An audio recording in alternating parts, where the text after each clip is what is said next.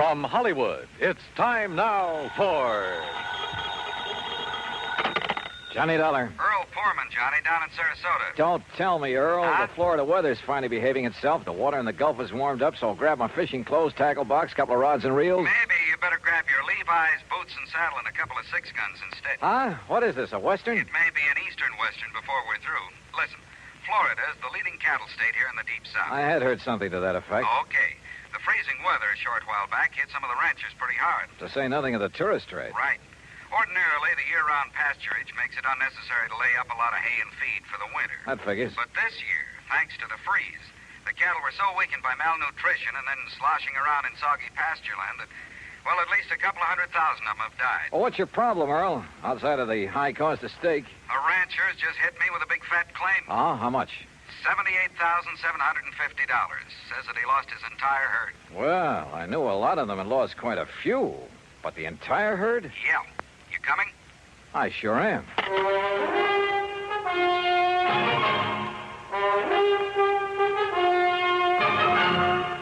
Bob Bailey in the exciting adventures of the man with the action-packed expense account. America's fabulous freelance insurance investigator. Yours truly, Johnny Dollar.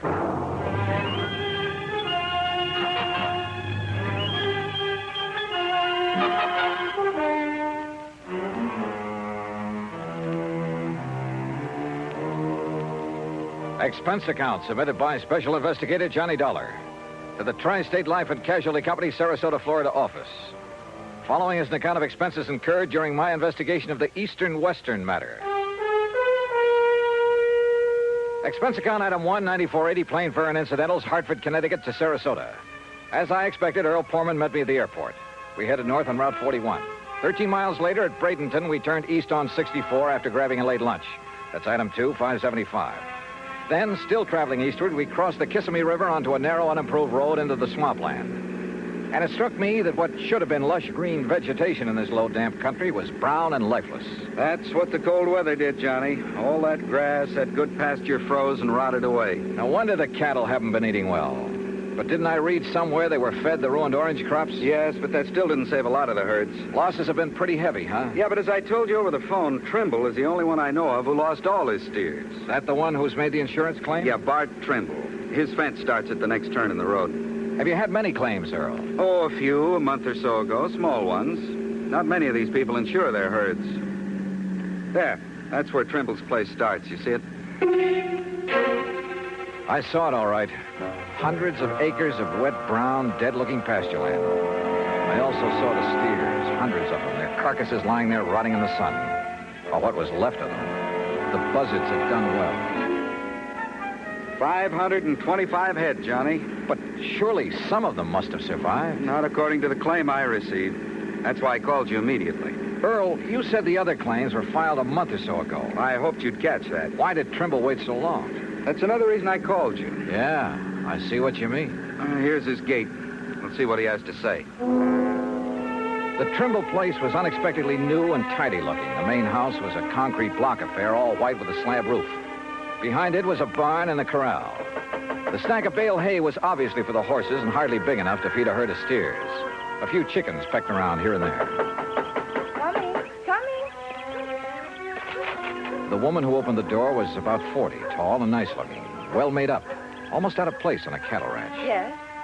Oh, Mr. Foreman, how are you? And her voice was soft, gentle, pleasant. How do, Mrs. Trimble? It's nice to see you, Mr. Foreman. Won't you come in? I hear you say Foreman, Betty? Yes, Bart, and he has a friend with him. Well, I won't kid you, Mr. Foreman. I'm glad to see you. Howdy. I hope you brought me a nice big insurance check. This is Johnny Dollar, Mr. and Mrs. Trimble. He's with our company. Well, how do you do, Mr. Dollar? Won't you please come in? Thank you. Dollar. I think I've heard of you. Oh? Sit down, won't you? Supper will be ready in a little while, and of course you're going to stay, aren't you? Johnny Dollar. Well, now, that depends. Now, of course you'll stay. I really should get back to Sarasota tonight. My wife... Yeah, wait a minute. Now I know. You're the insurance investigator. That's right. And what's he doing here, Foreman? What's there to investigate? Are you maybe trying to say I killed off the herd myself to collect the insurance money? I said nothing of the sort. Then what's to investigate? I told you. I don't like this, and I'm telling you right to your face. Now, Bart, you shouldn't talk like that. Well, it's the truth. Just what do you think you're going to do around here, Dollar? Bart, please. Well, that depends, Mr. Trimble. Does he have to say it's okay, Pullman, before you can pay my claim? Yes, he does. Well, believe me, if I'd known this was the kind of outfit I was dealing with, paying premiums to... Okay. All right, poke around as much as you want. Stay around as long as you like. We'll bed you down. We'll feed you. We'll show you what kind of people we are. Just don't get in my way. I've got a lot of work to do. And don't tell me I'm a crook. Now, let's be reasonable about this. Me? I'm being reasonable. You're the one that... what do you want, Shorty? Well, you told me to tell you, boss. Tell me what. A truck has come to pick up them hides. And help them load them on the truck. Go ahead. You're selling the hides from those animals? I will. Sure. Why not? Oh, we could salvage, that is. Anything wrong with that? Nothing at all. All right. You want horses to snoop around? Help yourself. Saddles are in the barn. But just stay out of my way. Come on, Shorty. Let's get out where the air's nice and clean. Sure, boss. I'm sorry.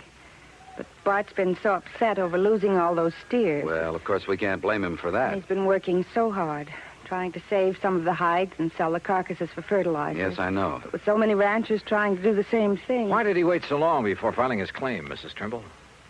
Well, because he's been so busy and because he hoped he could salvage something from the herd, I guess. Or because this lapse of time has given the bodies a chance to decompose? What? Has given the buzzards and other scavengers a chance to remove any evidence that maybe those steers were deliberately... Oh, no. Oh, surely you don't think for a minute that my husband would... Where can I find the nearest veterinarian? Well, the vet we use is up in Kissimmee, Okay. But Mr. Dollar, you don't... Well, you can't possibly think... I'll let you know what I think. After a good cow doctor has a look at those animals.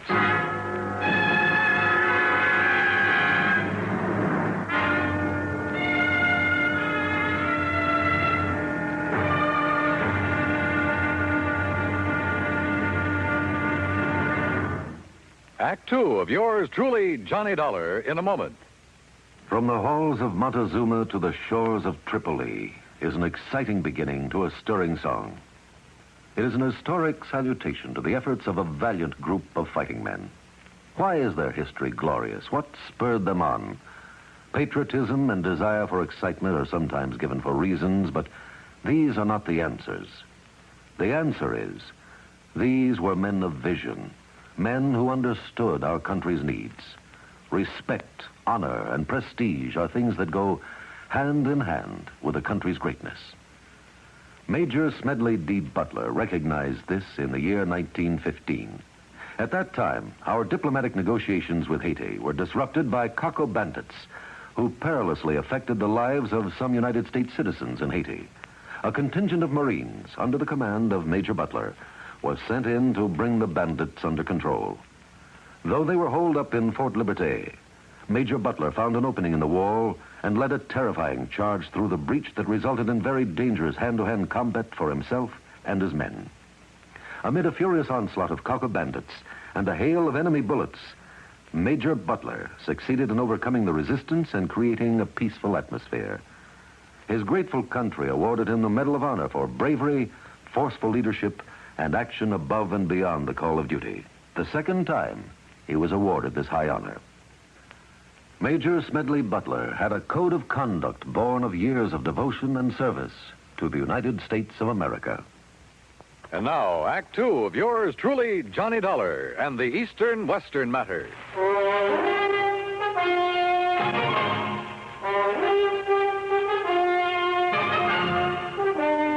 At dinner that night, Bert Trimble had changed his tune, was very apologetic. Almost too much so, and too nice.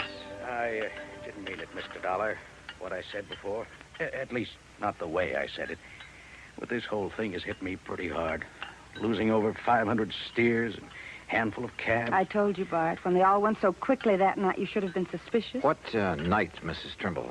Well, it was the last big freeze. Yes, I got back here late. I'd been up to Lake Wales trying to bag some feed. No luck. Then it blew up cold. By the time I got back here, got the hands rounded up. How many, Mr. Trimble? Well, there were 5 of us, including Shorty Skinner. I've seen that Shorty somewhere before. Oh? Well, anyhow, when we got to them, the cattle were all bunched up at the north fence. We thought we'd drive the strong ones back here, where they'd have some shelter. We could give them the hay we keep for the horses. But they wouldn't move. Most of them couldn't move. And it was dark, and the freezing wind was cutting across the swamp.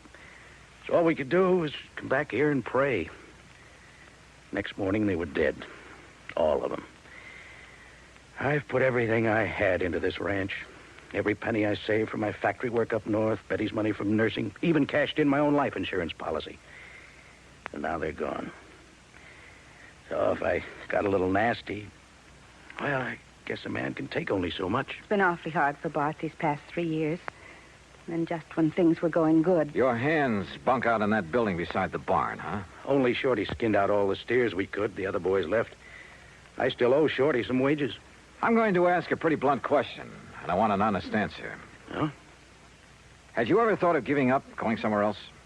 Sure, lots of times. For Betty's sake, too. Even thought of going out to California. I see. She has relatives out there, all doing fine.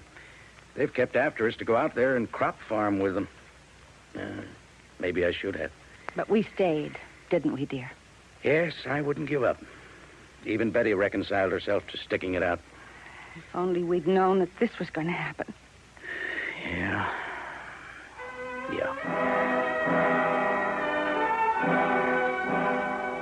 We talked on for a couple of hours, but got nowhere, and finally Earl and I plunked into our beds in the guest room. Mine was beside the open window. Now, when Earl Poorman sleeps, he's dead to the world, but he snores mightily. So after throwing a couple of shoes at him, I gave up and managed to drop off with a pillow wrapped around my head. That was a mistake, an almost deadly mistake. Johnny! Johnny! Johnny, wake up! Wake up! Johnny, you hear me? Johnny! What? Wake up! Oh, my head. Stand up. I'll help you. Breathe deeply. Can't you smell it? What are you talking? Deep breath. Come on. What are the... It's chloroform. Yeah, on your pillow. Holy hell. I threw it out the window, your pillow. It was saturated with chloroform. Give me a hand, Earl. I'm dizzy. Oh, Somebody came in that window. The pillow was over your head. You see him? No, but Johnny... Oh, let me sit down again. Yep. Here, by the window. Now breathe deeply. Oh, yeah. I rolled out of bed in my sleep, that narrow bed, or I'd never have wakened. I heard the door slam, then I smelled it. But who? Johnny, I knew I'd seen that Shorty Skinner somewhere. Yeah? It was on a road gang over near Sarasota, a prison gang. You sure? I was driving my brand new cat. As I passed him and the rest of that glowering bunch, he let fly with a handful of mud. Now, if you ask me, he's the one who came in here and tried to chloroform. But why? That's what I'm going to find out right now. No, wait. I'll be feeling okay in a minute. Let me handle it.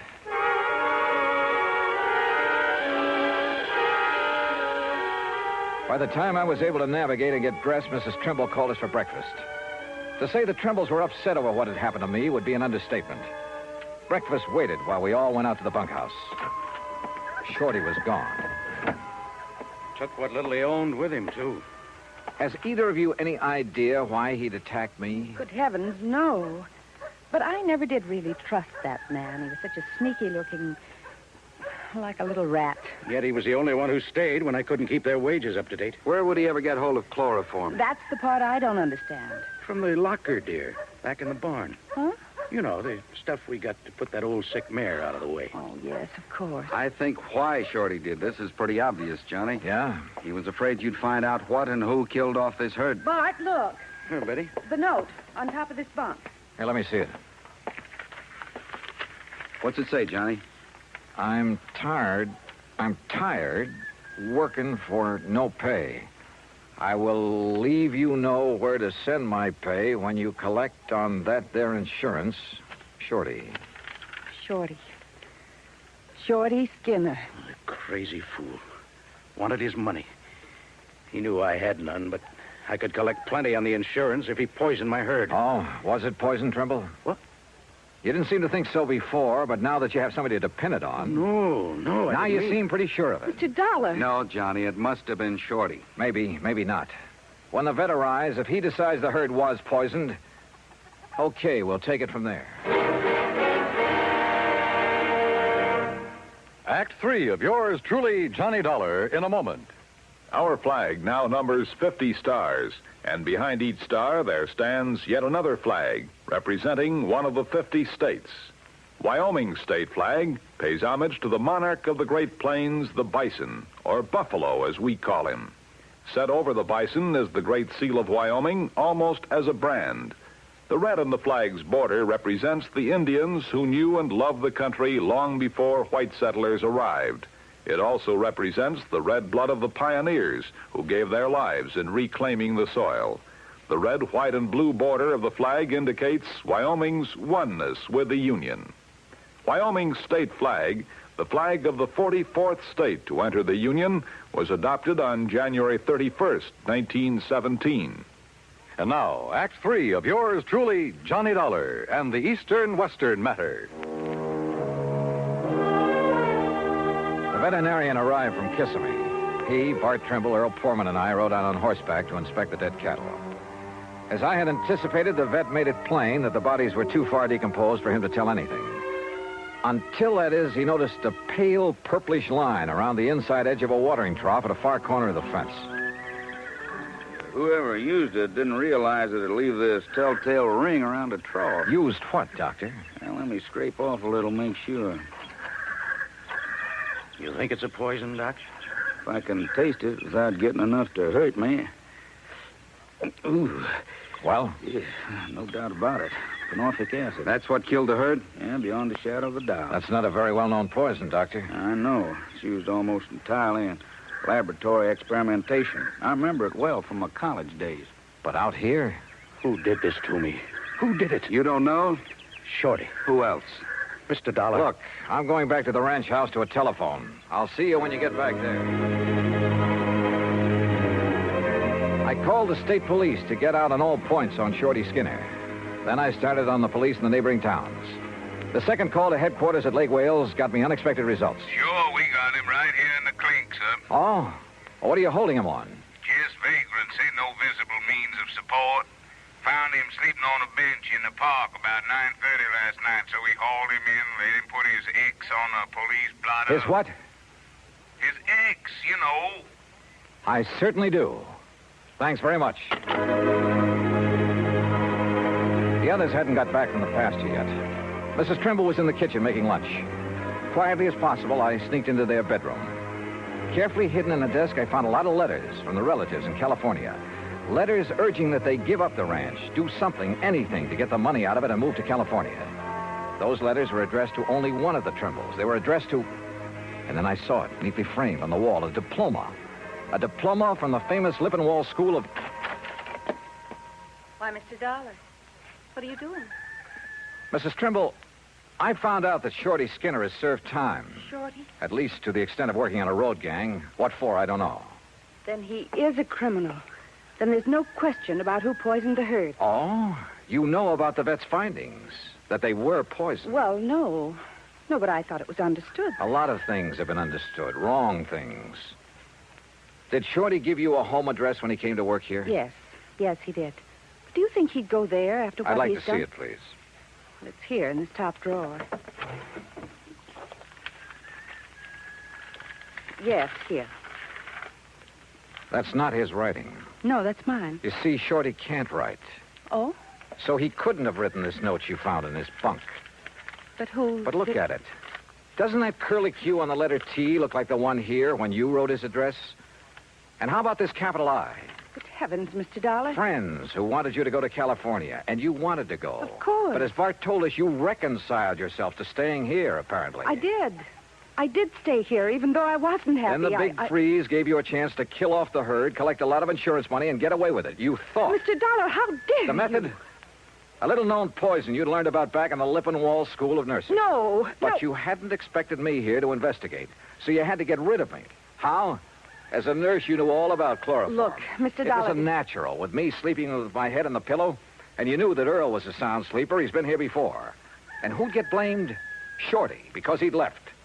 Only Shorty had left long before that. What? He was picked up in Lake Wales at 9:30 last night. What? Well, then, no, listen. You killed the herd. You tried to kill me. Is that true, Betty? Bart? Tell me. Is it? Yes. Yes, it's true. You know how I hated this place, this horrible, miserable cattle ranch, this living out in this godforsaken wilderness. Betty. Well, you wouldn't do anything about it, so I did. Oh, good Lord. I failed. But I failed.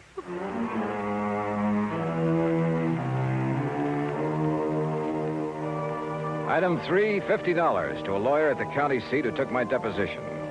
It'll be used in the trial of Betty Trimble. As for Bart Trimble, well, I'm sorry for him.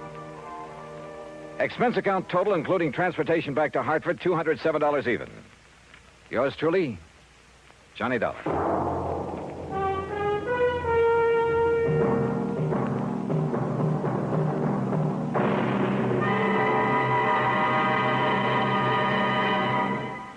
Our star will return in just a moment.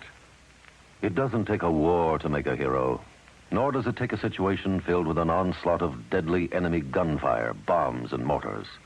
It takes a man to make a hero, and a man's qualities of greatness are based on his code of conduct. It serves him in peace as well as war. In August 1916, when the United States was still at peace with the rest of the world, part of our fleet was anchored off Santo Domingo City. The USS Memphis was in danger of total destruction from a hurricane. Only the efficient operation of the engines and boilers could get her out of the critical area. Lieutenant Claude A. Jones was senior engineering officer aboard. In rapid succession, boilers and steam pipes began bursting about him, scalding him with clouds of steam. Thousands of tons of water came down on him. In complete darkness, Lieutenant Jones nobly remained at his post as long as the engines would turn over. His supreme, unselfish heroism inspired the men with him. When the boilers exploded, Jones, with 2 men, rushed into the fire rooms and rescued the men trapped there.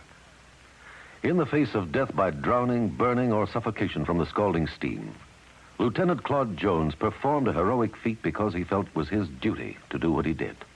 He earned the Medal of Honor because he had a code of conduct that served him well. Now, here is our star to tell you about next week's story. Next week, 1 honest woman, 2 honest men. Yet $100,000 was gone. Fact. Join us, won't you? Yours truly, Johnny Dollar.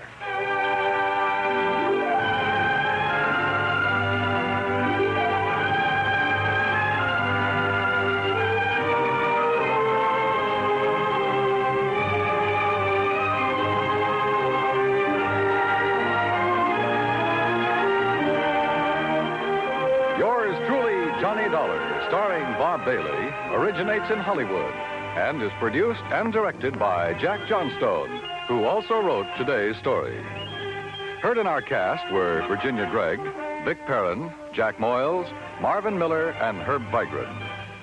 Be sure to join us next week, same time and station, for another exciting story of yours truly, Johnny Dollar.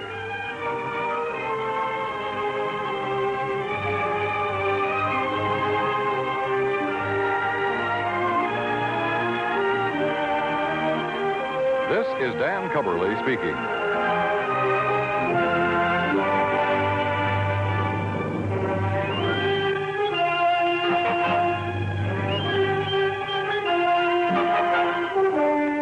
This is the United States Armed Forces Radio and Television Service.